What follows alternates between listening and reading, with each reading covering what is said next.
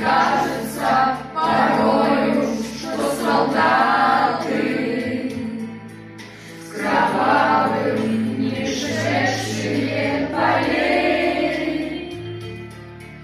не в землю нашу полегли когда-то, а превратились в белых журавлей. Они до сей поры с времен тех дальних летят и подают нам голоса.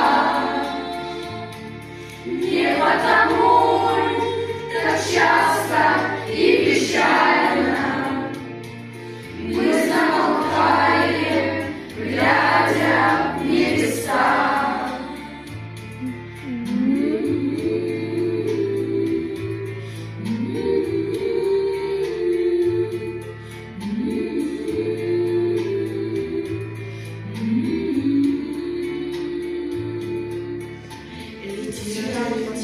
По небу плыл усталый, летит в тумане на исходе дня.